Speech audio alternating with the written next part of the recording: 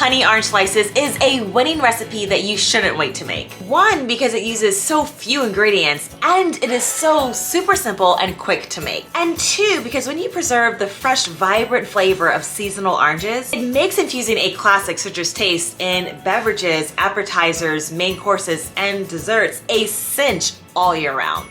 But I've got to admit this, in all honesty, I'm kind of almost too embarrassed to even share this recipe with you, because between the name honey orange slices and a look at the jar, you've probably already hacked the ingredients. It's honey, oranges, and some spices. I only mention this because I don't want you to make the same mistake that I did, which was to dismiss preserving oranges because I didn't think I'd use them enough. I reach for my jars of oranges way more than I thought I would. So first, let me show you how you'll use your jars of oranges at breakfast, lunch, and dinner. And then I'll take you step by step through one of the simplest canning projects you'll ever complete. Let's start with breakfast. Start your weekday or weekend morning with honey orange ricotta toast. This fast and fancy looking dish takes butter toasted bread that you'll spread smooth and creamy ricotta and vanilla extract over.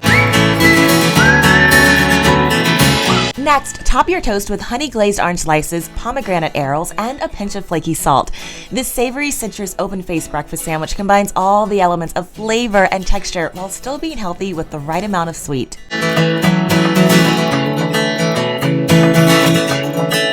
Next up is bacon, which I know doesn't need anything added, but if you enjoy glazed, candied, or maple syrup bacon, you'll love the infusion of a sticky citrus honey sauce. Now let's move on to lunch. A glazed orange and walnut salad wins points not only for presentation, but exceptional taste too. To make, all you do is sprinkle goat cheese crumbles and chopped walnuts over a bed of mixed grain salad. Then layer honey orange slices on top and drizzle with raspberry vinaigrette dressing. Sometimes I'll also add grilled chicken.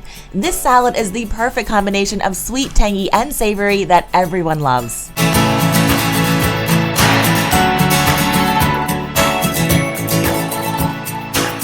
Meals that can be prepared and cooked in cast iron so that there's basically no cleanup are my favorite. Sweet and savory honey chicken thighs is a recipe that does exactly that. Top the thighs with your honey orange slices and herbs of your choice. Now, I plucked some fresh rosemary and oregano that's still thriving midwinter in my vertical planter, but any combination of herbs will work.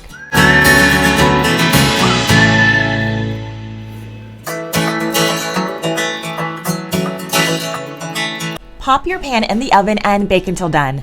The result is a pan filled with beautifully bronzed golden and green hues that are so incredibly fragrant. Not to mention, you'll just love how this looks. Now, I usually take the thighs and serve them over a bed of rice and pour over some of the drippings. And yes, I initially had my reservations about eating the rinds because I didn't even realize it was something you'd even want to do, but that's truly the point of this recipe because rinds preserved in this way are delicious and so tender. Definitely eat them. Now, I've shared before that I am a tea enthusiast, and if you are too, here's just another reason why you'll enjoy having honey orange slices in your pantry. Winter frosts have left much of my garden dormant, but I still have a bit of mint hanging on. I keep these biodegradable tea bags on hand to enjoy fresh herbal tea. Orange and mint are flavors that pair perfectly, so having a stock of honey orange slices is perfect for my tea obsession. I really enjoy supporting small startups, and SIPSBY is a female-founded company based in Austin, Texas that is spot on with folks like me that love discovering tea in ways that are personalized and affordable. Each month, I get a match of delicious bagged and loose-leaf teas from global and independent tea brands. I'll include a link to my after-work weekday tea routine video, but y'all, this tea box is top-notch. Each month, you'll get 4 new teas that make more than 16 cups you won't be able to stop sipping all month long. Now, these are teas that I either won't or can't find in my local grocer. They're a mix of national, international, and small town companies. And whether it's been bagged, caffeinated, or herbal, it's always what I want because it's curated to a quiz I took that's been spot on. If this sounds like something you're interested in, I've included a link where you can take $5 off your order with free shipping. Now, y'all, I'm truly not a subscription person, and other than Amazon, SIPSBY is the only subscription we have because for $15 a month, it's a treat that I can enjoy alone or with guests. There's no waste, and I love the varieties of tea I get to explore right at home.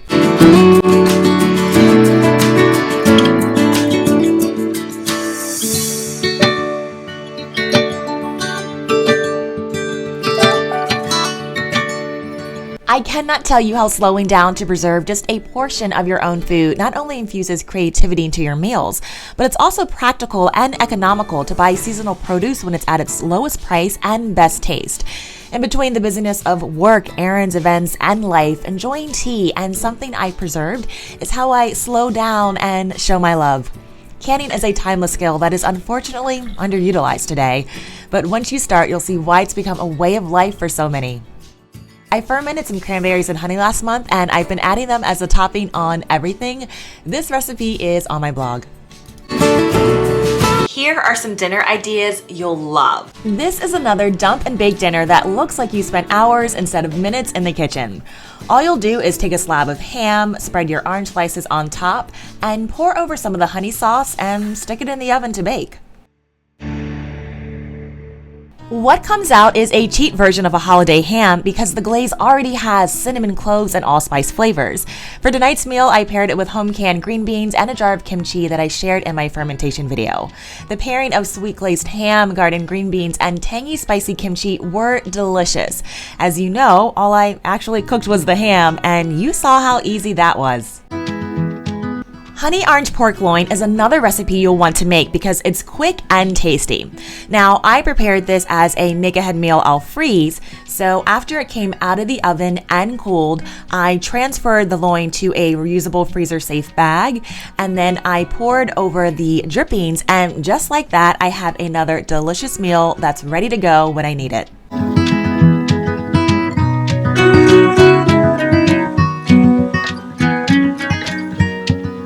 Orange rosemary glazed salmon is another favorite we enjoy. Now, citrus is a flavor that delivers major taste, so you don't need to pair it with a lot of other ingredients. When I made this salad, I just added fermented celery stuffing and homemade balsamic to create a hearty salad that eats like a main course, not a side. Those are just a few of the ways that you're going to enjoy your honey orange slices. Honey orange slices check all of the boxes. They have incredible taste, texture, aroma, and appearance. So it makes the perfect holiday or host gift. And even if you want to slice it whole like this or in slices like this, it looks so stunning in the jar that it'll pain you to hide it behind a cupboard door.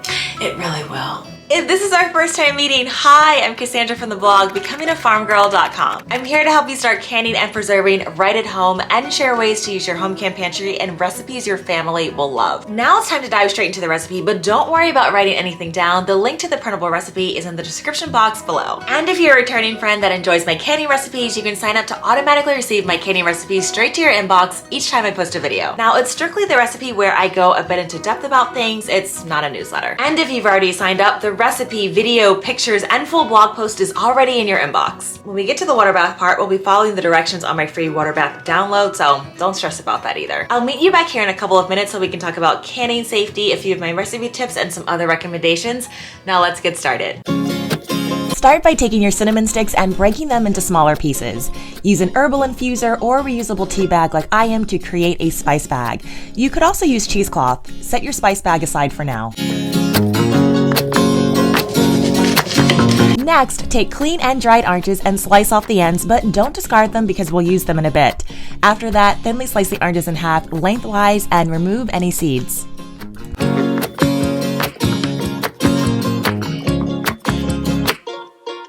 Collect your slices in a large bowl and your ends in another. Now, I regularly make my own vinegar-based cleaners because they are cost-effective, natural, and truly work.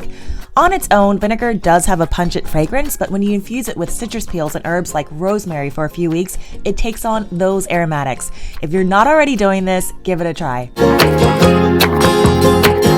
Transfer your orange slices to a large pot and bring to a boil over medium to high heat. Now, after you reach a vigorous boil, turn down the heat and boil gently until the peels are tender. This usually takes about 15 to 20 minutes. Once the peels are tender, drain and set aside.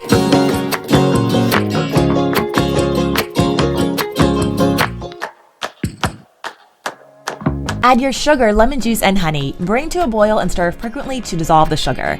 Add your spice bag with a bit of ginger and allspice. Simmer for about 40 minutes until the oranges are well glazed. While our orange slices are simmering on the stove, I wanted to jump back in and share some of my recipe recommendations. Canning is absolutely delicious, but it also needs to be safe. As such, all of the recipes that I share are from approved preservation authorities like the U.S. Department of Agriculture, the National Center for Home Food Preservation, and companies like Ball and Bernardin. The recipe that I'm sharing with you today is one that I adapted from the Ball canning recipe book. The sole modification that I made to this recipe is to add a splash of vanilla because, I mean, how could you not? This is perfectly safe and approved by the preservation authorities. All right, so now I'm gonna go ahead and look at a few of my recipe notes. These and a few other tips are also on the blog. All right, so the first tip is one I just shared, and you should feel free to twist up the flavor by adding a splash of vanilla or even brandy. Also, honey orange slices have a shelf life of 2 years, but trust me, you'll use them way before then.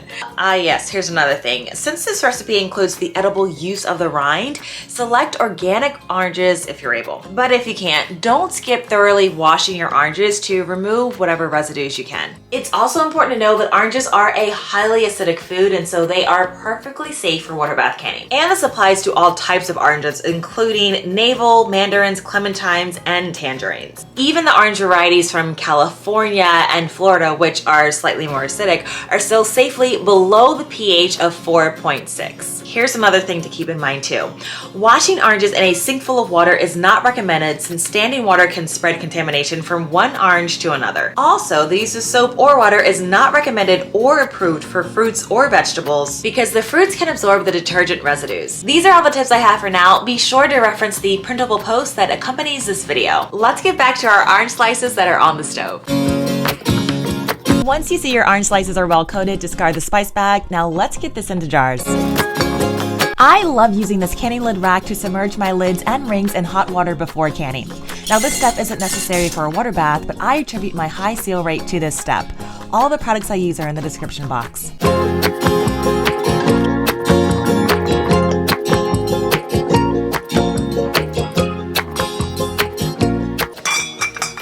Pack the hot oranges into hot jars. Ladle the syrup on top to cover oranges, leaving a ½ inch of headspace.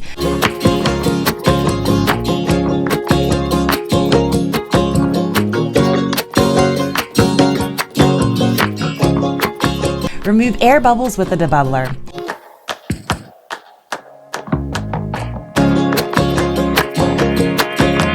Always wipe the rim of your jars with vinegar to remove any spilled sugary residue that could prevent your jars from sealing.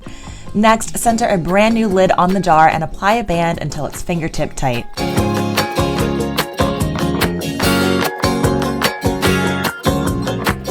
Process jars in a boiling water bath canner for 10 minutes, adjusting for altitude.